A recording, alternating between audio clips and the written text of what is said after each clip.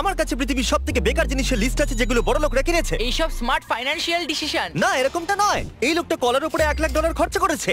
এই লোকটা একটা বড় ডাইনোমেক্স স্যুট কিনেছে, আর এই লোকটা এর উপরে $100 মিলিয়ন খরচা করেছে। আমি তো জানিও না এটা কি জিনিস। শুরু করা যাক এই $1,000 বরফের টুকরোটা দিয়ে। এখানে আইডিয়াটা এটা যে বরফ Maximally chill and minimally dilute। Jimmy, আমি নিজেকে ম্যাক্সিমালি চিল ভাবি। বরফের এই টুকরোটা 15 থেকে 20 মিনিট থাকবে, আর স্পিরিটের দারুণ টেস্ট এনজয় করার জন্য আপনার হাতে অনেক সময় থাকবে। চলো ম্যাথ করা যাক। বরফের মূল্য $1,000, আর এটা 15 থেকে 20 মিনিট টিকবে, মানে $30 প্রতি মিনিট।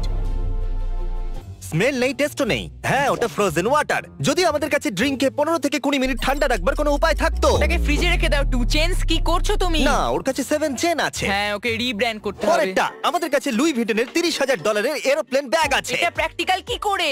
যদি এটাকে কেউ চুরি করে নেয় তাহলে হাইজ্যাক বলতে পারি? ইওর অনার, এটা চুরি ছিল না, আমরা শুধু হাইজ্যাক করেছিলাম। এটা আমি বুঝতেই পারছি না। $30,000 জন্য এই জিনিসটা ওরা দরকার। তুমি একদম ঠিকই বলেছো। যদি এই কোচে ইঞ্জিন থাকে তাহলে এটা উঠতেই পারে, তাহলে বুঝতে পারতাম। এটা $50,000 হাভার গলফ কার্ট। এটা আবার কি? এটা তো শুধু ও ওহ। মাই গড। প্রথমে ভাবলাম এর মধ্যে এমন কি আছে। একটু মজা হয়ে যাক, চলো জলের ওপর দিয়ে যাই। ও আরে বাপ রে। বাহ, আমাকে 1 মিনিট দাও বোঝবার জন্য। হয়তো সবাই ঠিকই বলে, গলফিং করতে খুবই মজা আসে। এটাই সঠিক সময় যে তুমি বলতে পারো বুড়ো হোয়াইট লোকেরা সঠিক বলে, আর তুমি ভুল হবে না। আমার মনে হয় না এই জিনিসটাকে আমাদের লিস্টের মধ্যে রাখা উচিত। আমরা এটাকে smart things rich people broad ভিডিওতে দিয়ে ভিডিও দেব। তাড়াতাড়ি আসবে। ও, এটা ড্রিফট করতে করতে আসছে। এটা দুর্দান্ত। আমার এটা চাই। আর এটা হয়তো গলফ কোর্সের এই, জন্য ভালো। যে এটা বানিয়ে থাকুক আমাকে টুইট করো এক্ষুনি, আর আমাকে একটা দিয়ে দাও। এটা $75,000 পোষ্য টাইগার, যার দাম এই ঘরটার থেকে অনেকটা কম যেখানে আমরা এখন রয়েছি। তাই টাইগার পুষতে চাইবে নাকি এই রুমের মধ্যে এক রাত্রি কাটাতে চাইবে? আমি টাইগারকে ভয় পাই। ও মাই গড, মাইক টাইসন এমনই একজন লোক যার কাছে পোষ্য টাইগার আছে। 1 মিনিটও দেখছে ও আপনার শরীরের যে কোনো অংশ খেয়ে নিতে পারে। তারপর 20 মিনিট বাদে ও আসবে, আপনাকে চাটবে, আপনাকে খুব সাবধানে থাকতে হবে। তোমাকে সাবধান থাকতে হবে। ওটা একটা tiger. Tiger tiger Mike Tyson, তোমাকে সাবধান থাকতে মাইক হবে। টাইসন একমাত্র লোক যে টাইগারকে বুঝতে পারছো তো, ওর আসল জায়গা দেখাতে পারে। টাইগার যদি রেগে যায় তাহলে টাইসনের 5 পড়বে 1 2। এবার আমরা সেই সমস্ত জিনিসের কথা বলবো যার দাম এই হোটেলের এক রাতের থেকে বেশি। আর এবার আমরা শুরু করব $1,20,000 ইজিপশিয়ান ফিশ ট্যাঙ্ক দিয়ে। ও তুমি তো একদম ওর মতনই আওয়াজ করবে। সত্যি আমি এটা প্রথমবার দেখছি। আরে শ্যাক কি এটাকে কিনে নিয়েছে? হ্যাঁ, এটা এই ট্যাঙ্কের জন্য খুবই বড় ফিশ। ঠিক বলেছো, এই ট্যাঙ্কটা মাছের জন্য ছোট লাগছে। যেন ফিশ ট্যাঙ্কের 1/5 পার্ট। মাছের কাছে ঘোরার জন্য শুধু 2 ফুট জায়গা আছে। না না, ওর কাছে দুটো পা নেই, ওটা ফিন। আমি সত্যি বলছি, এই রুমের বদলে ওই ফিশ ট্যাঙ্কটা কিনতে আমি বেশি পছন্দ করব। কোনো খারাপ চুক্তি নয়। যদি মাছ ভালোবাসো তো তাহলে $1,20,000 দিতে কিন্তু হবে। তোমার ফিশকে ভালোবাসতে হবে আর ইজিপ্টকে। আর $1,20,000 থাকতে হবে। Diamond Hot Wheels, Hot Wheels. এর মূল্য তুমি $1,40,000। জানো এটা আমার জন্য কতটা ইম্পর্টেন্ট? শুক্রবারে এই হিরে দিয়ে ভর্তি 18 ক্যারেট সোনার এই হট হুইল কারের ওপেনিং করা হয়েছিল। কিরকম হবে যদি আমরা ওটা কিনে নিই আর ক্রিসের ছেলে টাকারকে ওটা দিয়ে দিই? কিন্তু আমরা বলবো না ওটা $1,40,000। আর তারপর এক সপ্তাহ পরে আমরা ক্রিসকে বলবো যে টাকার $1,40,000 কারের সাথে খেলছে। টাকার এমন একটা গাড়ি নিয়ে খেলছে যে তার দাম ক্রিসের আসল গাড়ির থেকেও বেশি। এবার একটা কলা দেখবো যেটা দেওয়ালে আটকানো আছে, আর এর মূল্য হলো $1,50,000। ওদের মধ্যে একটা $1,20,000 বিক্রি হয়েছে, তৃতীয়টা $1,50,000 বিক্রি করার আশা আছে। একটা কথা বলবো, আমিও আর্টে যেতে চাইবো। আমার প্রথম পিস যেটা আমি বেচতে চলেছি সেটা হলো মনস্টার ক্যান, $2,00,000। ও $1,90,000। এরপরে দেখা যাক $250,000 বাংলো ডগের জন্য। ও, একেই বলে মূল্য। মজা তো করছে না তাই না? ভাই কি, এর বাড়ি তো আমার বাড়ির থেকেও অনেক ভালো। এখানে 5টা ডগস থাকে জানো। আমি একটা মিনি ডগ হাউস বানাবো আর 5টা ডগকে অ্যাডাপ্ট করে নেব। এটা আমার স্বপ্ন। এটা আমারও চাই, কিন্তু ক্যাটদের জন্য। এটা $5,75,000 রোবোসরাস। এটা তো অ্যানিমের মতো। এটা $5 মিলিয়ন কেন নয়? কি এটার মূল্য ল্যাম্বরগিনি থেকে কম? আরে তা কিভাবে? আরে এর কাছে ফ্লেম থ্রোয়ারও আছে। এটা কি ধরনের পাওয়ার রেঞ্জার ভাই? আমি শুধু এটাই বলবো যে যে জিনিস এটাকে এটা? বানায় আমাকে টুইটারে ডিএম করুক যাতে আমিও এটা কিনতে পারি। তাড়াতাড়ি 1 মিনিট। এগুলো হলো সেই বেকার জিনিস যেগুলো বড় লোকরা কেনে। হ্যাঁ, হ্যাঁ। তাহলে ছাড়ো এগুলো আমার চাই না। আমি আরে এগুলো কিনতে তা চাই কেন? না। তুমি এখন পিছু আরে না পাচ্ছ। না, উপস উপস। এ কি আমাকে নিয়ে ইয়ার কি হচ্ছে? সিরিয়াস হয়ে যাও। আমার মতে এটা বোকামো। কোন মূর্খই এটা কিনবে। না, সে তুমি যে এটা তো বিরোধী শুধু- হও না কেন, কিন্তু এটা টাকা নষ্টই বটে। এই গাড়িটাকে নষ্ট করে দিচ্ছে। ওর কি ক্ষতি করেছে? হয়তো অ্যাটাক অন টাইটান্স এর অংশ এটা। ওকে, এটা যে বানিয়েছে আমাদের অ্যাটাক অন টাইটানের মতো কিছু বানাতে না, হবে। আমরা বড় লোকদের নিয়ে মজা করছি। যদি আমি একটা মূর্খ ধনী মানুষ হতাম তাহলে আমি এটাই বলতাম। একদম, এই হলো কথা। একদম ঠিক বলেছে। এটা $1 মিলিয়ন মাছ ধরবার বড়শি। না, ম্যাকবার্নি ইনি হলেন ইনভেন্টর আর ডিজাইনার এই $1 মিলিয়ন বড়শির। আর বন্ধুরা, এটা সত্যি $1 মিলিয়ন। ওনাকে এটা 4 বার বলতে হলো যেন লোকেরা রোজ $1 মিলিয়ন নকল হিরের বড়শি বানায়। আরে ভাই, এটাই তো আসল। ও বলবে শান্ত হয়ে যাও বন্ধুরা, এটাই সেটা। ইনফ্যাক্ট আমাদের কাছে একটা ভিডিও আছে এটাকে না, ওটাকে সমুদ্রে ফেলো না। যেমনটা আপনারা Oh, দেখতে no! পাচ্ছেন। ওয়াও! আমি জানতে চাইবো আপনারা কি পছন্দ করবেন, $1 মিলিয়ন ফিশিং রিল অথবা এই ড্রাগ ক্যাবিনেট যার মূল্য হলো $1,000,000। আমরা এই পুরো ভিডিওটা এই রুমেই করতে পারি। এতে সেন্সর লাগানো আছে আর যদি তুমি এটাকে জোরে প্রেস করো তাহলে সিকিউরিটি লোকেরা চলে আসবে আর তুমি গেলে। কাল তুমি কি এটা ওপেন করবে? একদম। তোমাকে ক্যামেরা দেখা যাচ্ছে? আরে না, $1,000,000 বর্ষি নাকি এটা? এরপরে হলো একটা এনএফটি যেটা 2.9 মিলিয়নে বিক্রি হয়েছে। এটা টুইটারে সবার প্রথম টুইট ছিল। প্রথম টুইট ছিল কি আমি সেটাও জানি না এটা কি ছিল।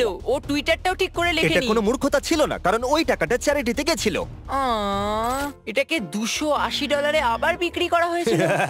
কি?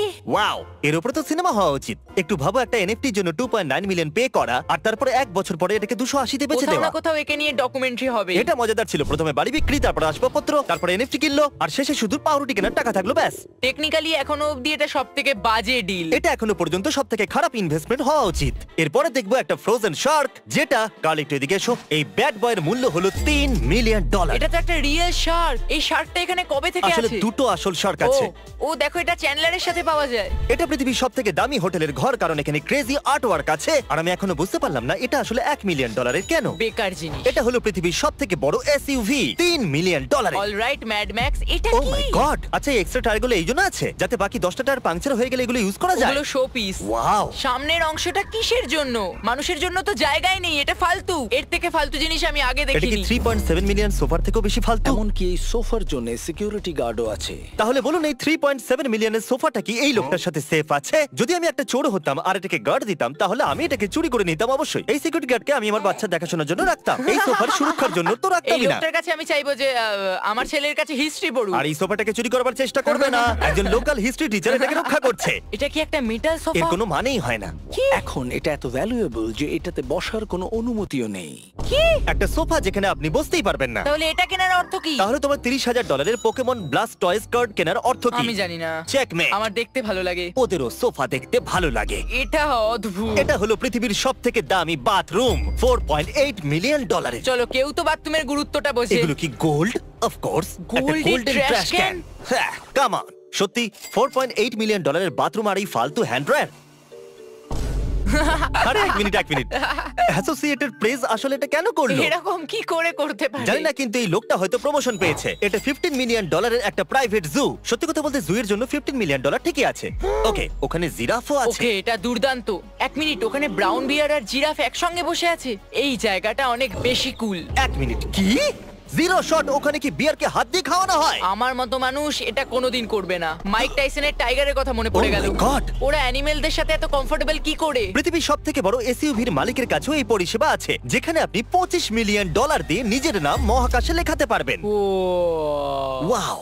প্রত্যেকটা অক্ষরকে 500 মিটারে মাপা হয়। মানে একটা লিটার 5 মিলিয়নের। এই জিনিসটা কতটা বিশাল এটার আন্দাজ করতে গেলে এখানে আমরা আবুধাবি আর আলফুতাসাই দুটো আইল্যান্ডেরই দৃশ্য দেখাচ্ছি। ওয়াও।